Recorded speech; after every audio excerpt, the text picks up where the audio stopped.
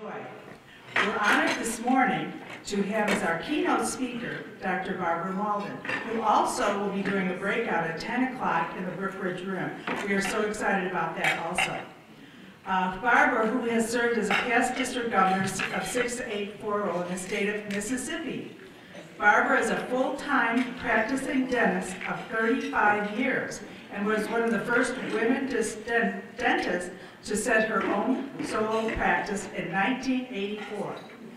Now, she served a 6-year term as Speaker of the House for the Mississippi Dental Association and is current President of the Mississippi Dental Association. Now, Barbara has participated with mission teams traveling to Nicaragua, Honduras, Peru, and most recently Nepal, to offer dentistry to those who live too remotely to have access to dental care. She is an active Rotarian and a recipient of her district citation for meritorious service for her efforts after Hurricane Katrina. Please join me in welcoming Barbara from District 6, welcoming Rotary welcome from 6490.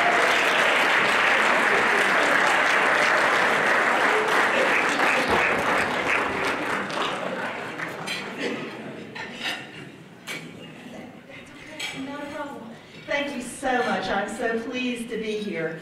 I come to you as the representative for Mark Mahoney, your RI president, and his wife, Gay.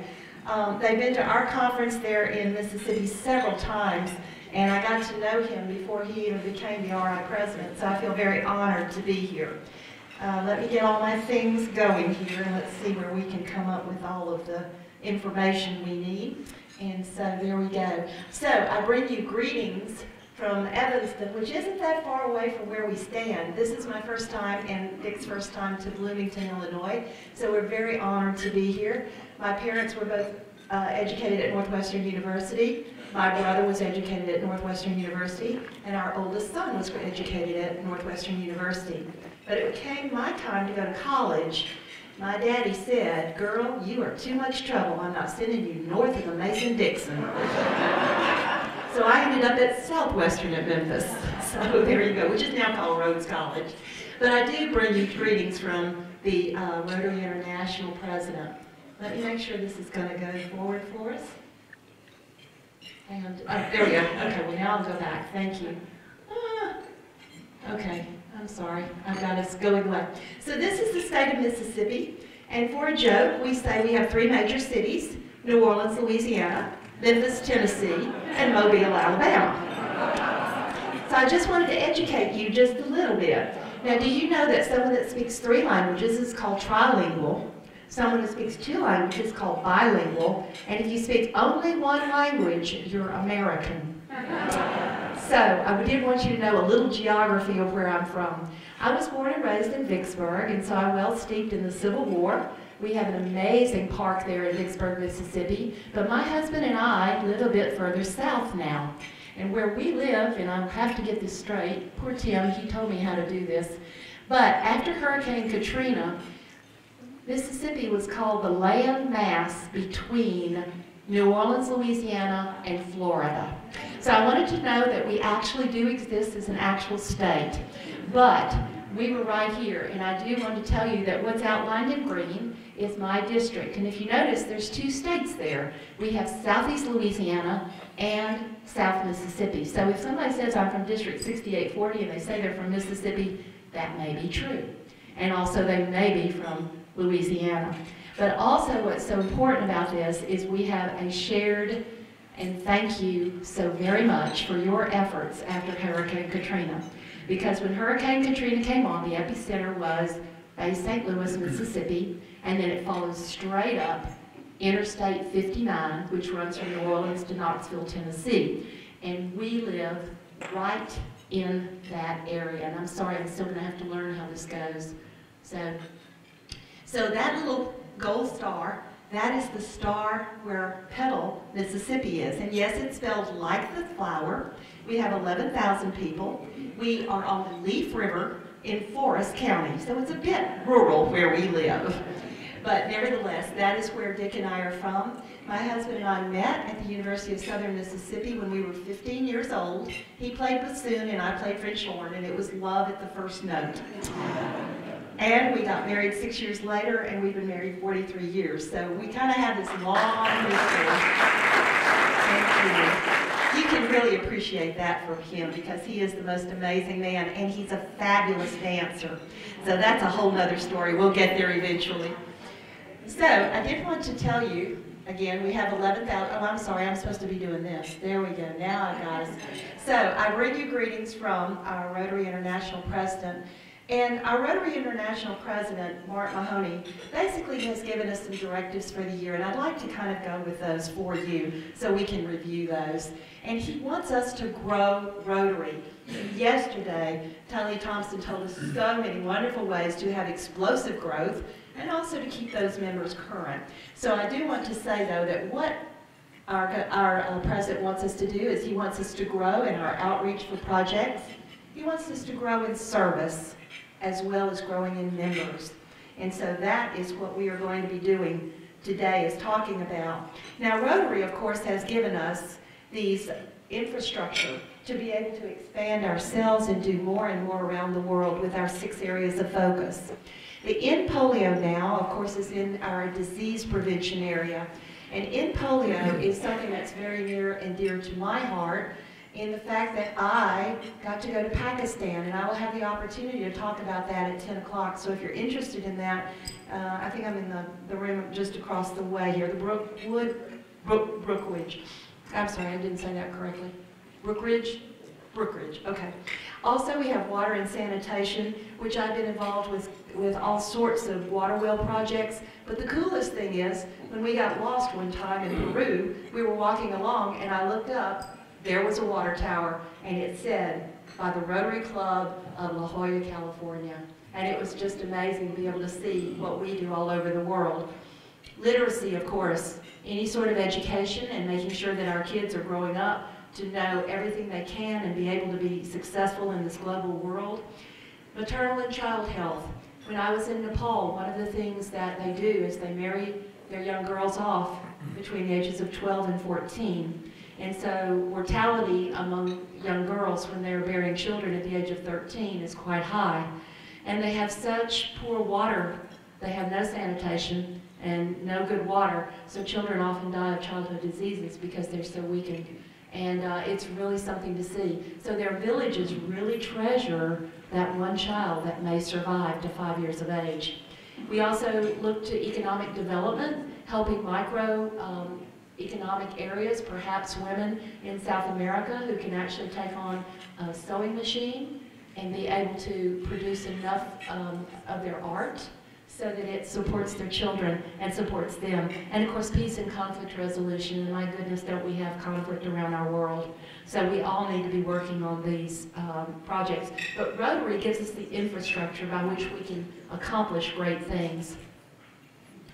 And so, in your district, I had the pleasure, when Heather picked us up at the airport, to actually see your Harmony Park project. If you've not been by there to see the equipment that the handicapped children can use, it is fantastic, and it was very good that when we were there, it wasn't the sterile picture you see up here. There were kids all over. It was so exciting to see, and parents enjoying that beautiful day with them. Also, I know that district-wide, we went to see your Habitat for Humanity house, which is on Washington Street. Thoroughly enjoy seeing that your clubs are helping support that. We got to actually see the high school class, which is involved in the building of that Habitat house. And of course, globally, I know that you're doing great things globally as well. And so we all, as Rotarians, are looking to improve our world. We also are looking to have service, and I picked up a couple of pictures. I'm all about Oktoberfest. I'm a German descendant, if you will. My family name was Becher, and so therefore I love beer. So I am your beer drinking girl. And so Oktoberfest I just enjoy. And I got to pick up these couple of pictures. It looked like it was so much fun. Also your Literacy Day with the cat in the hat and your care packages for the troops. So I know that you're doing great things here. Membership growth.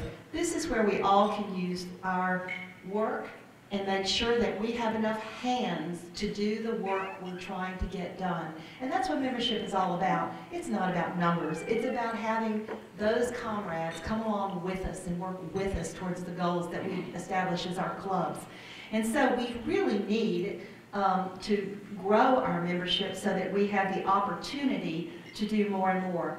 I looked up some statistics on your district, and we have lost 300 members since 2015, and you're down 7 clubs to 45 clubs according to the statistics from RI. However, I'm going to praise you because even in this room, when you look around, you are beating the global averages. If you notice, worldwide, 23% are women, but you actually sport 32%. So congratulations, Rotarians. I think that's fantastic. Indeed. The other thing that mostly impressed me is your new member retention. As Talib talked about yesterday, it's very important that when that person comes in, that they're their prospective member, that they have a positive experience. And they need to know that this is the place they belong to help join and grow. And you have 86% retention versus that 69% globally. I think that's pretty miraculous.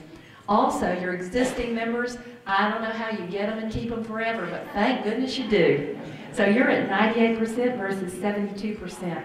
Now, the one area that I do see that perhaps we could do a bit more work on is looking for our members under age 50. And I love the way that your numbers actually balance, because if you look down at the bottom, it says age unreported, and you have 0. That's good, because 41% globally are unreported, which is crazy. But let's talk a little bit about how to entice those members under 50. How do we get them?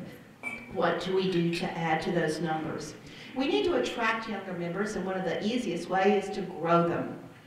I was born into a Rotary family. I've known Rotary all my life. I performed as a child for my father's programs that he had to have presented there in Vicksburg, Mississippi. And so if we can grow our Rotarians through Interact, through Rotaract, through community service, involving them in projects, we are going to be attracting our younger members. But the other thing that we should and can do is we can make sure that we include that diversity and equity and inclusion that Tully talked about yesterday. Also, though, let's go back to that old concept of classification. Classification is a wonderful way to reach out into your community and make sure that your club reflects not only the diversity and the inclusionness of your club, but also reflects all walks of life. Because we know that was one of the premises, is all vocations that are honest are worthy of respect. And so look into your societies and see if perhaps that new business down the street, if that young person that's just opened, maybe that store that now details cars, you know, that might not be someone who normally is in part of your thought process, but look around at classification again and see. One thing that's good about Rotary is we all leave our titles at the door. When we walk through, I'm Barbara. When we walk through, Dr. Warner becomes Bob. We have to realize that we leave our titles at the door and we're all equal in this endeavor called Rotary. And nextly, we need to look about what can we do to make it more comfortable for our young people to actually be Rotarians. Is it important that we sing 2 songs at the beginning of the program?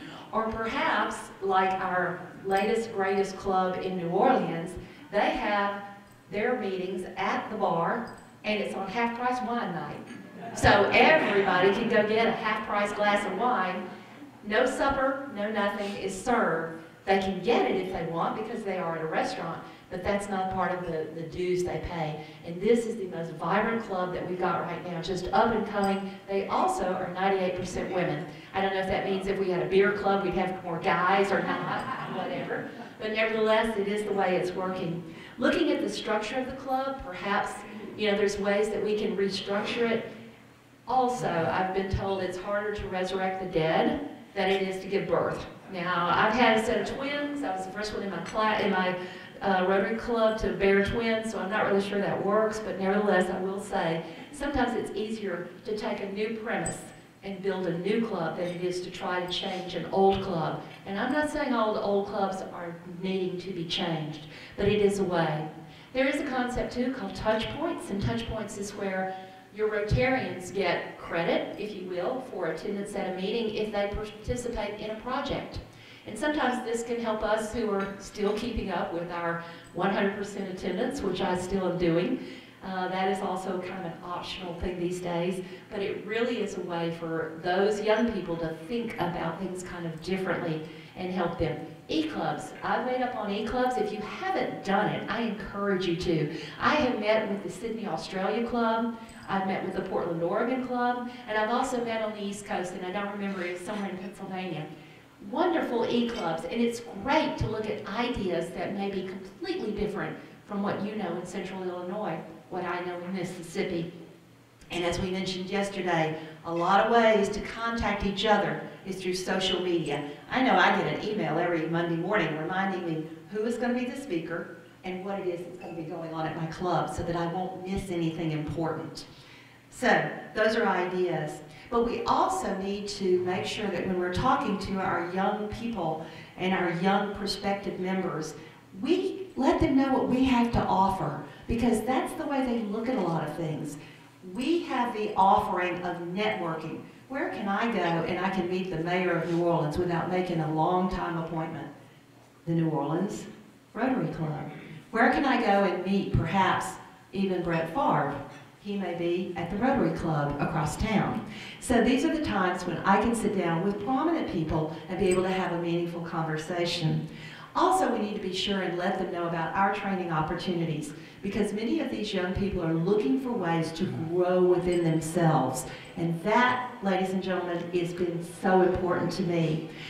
I will tell you that I am Miss Senior America 2015, and the way I got there was because of my experience with Rotary. I had sat on so many interview committees for GSE team, for our prospective governors, and for all of the offices for which we have interviews within our district. I'd sat there and I'd been an interviewer. So when I went in to that interview, I had looked up the mission statement for Miss Senior America.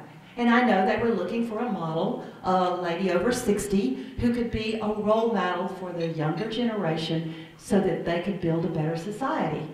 Well, when they asked me, what do you know about us? I could answer honestly. Now, I don't know what you do when you interview people, but that's our first thing is, what do you know about us? If we're going to give you an ambassadorial scholarship, which used to be worth this $27,000, I want to make sure you've done your homework. So when I walked into that interview, I could very meaningfully answer their questions. The other thing is we had to state our philosophy of life in 35 seconds. Very hard to do, but I will tell you that my philosophy of life began, I believe in service above self. And that's what won the Miss Senior America pageant for me. So I'm going to tell you, my Rotary experience has been an amazing training opportunity for me personally, and also can be for all of these young, upcoming professional leaders. And we need to show them too that there is an infrastructure, a marvelous way we in Rotary already have growth and we have service available. All they have to do is plug in. And so, one of the things that our RI President Mark Mahoney has recommended is we have a viable path to leadership. And what he means by that is he doesn't want to have to have all district governors be retirees before they take on being a district governor. I'm not. I'm a full practicing dentist. I still practice 4 days out of every week, unless I'm traveling to Bloomington, Illinois. And so what our president wants us to do is to make sure that we make it sensible and that the new Rotarians, the young Rotarians, are not having to make critical decisions of, do we keep up with our families or do we put them on the back burner so we can go attend Rotary? And so the other option then is to be sure that we educate our young ones into RLI. And I was hearing, Larry, didn't you do RLI when you first became a Rotarian, as I recall? And look at where it's brought you into leadership in our organization, and thank you very much for your service. So RLI is one of those wonderful opportunities to learn more about Rotary and to actually plug in. And it's amazing when you find that touch point, when you find that place where we can connect passion to action, then we've got a true Rotarian. Also, as I mentioned, family-friendly, oh, I'm sorry, there's RLI. Family-friendly meetings. we need to be sure that we are inclusive, and that may involve even hiring a babysitter for a young club. Let's face it, what are you going to do with your infant? One of the coolest things is we have the Association of Women Dentists, and now when we meet, we often have infants in bassinets all over the room. It's kind of a wild opportunity. Men walk in, they just shake their hands and go on, but we don't care if a baby cries. That's life. And so perhaps we as Rotarians need to think about, instead of having a very quiet hall, hey, have some fun, and let's make it family friendly. Maybe even have video games, or maybe not video gambling, but video games going on that we can enjoy, let our older children get into. And so, one of the other products or the things that our president has suggested is that Rotary in 2020 is 115 years old. The UN is 75 years old. And we've had a long, as you well know, Rotary was very instrumental in the forming of the United Nations. So our president, Mark Mahoney, wants us to celebrate our relationship with each other and connect together with worldwide peace and service. Because let's face it, that's where peace comes from. When people have their basic needs, then we begin to look about ways to cooperate and to build a better society. And so, I'm going to leave you with the idea that together we see a world where people take action to create lasting change across the globe, in our communities, and in ourselves. So be the inspiration, which takes on last year's theme, to create lasting change through Rotary, which connects the world. I want to thank you so much. One of the things that I found in my packet is the fact that you as a district have made a $750 contribution in my name to end polio now. And I do so appreciate that, because that money is matched 2 times over by Bill Gates. You have done an amazing thing in my name, and I really do appreciate that so much. I can't think of any other honorarium or anything I would rather receive than to know that we are helping that many children. So I hope you have the rest of the conference to enjoy each other and to enjoy me. Please ask any questions that there are, and I'll be glad to answer them now if there are any questions in the hall. All right, well, I'm glad you understood my accent, because I can turn it on real heavy. Thank you, Julie. I appreciate it.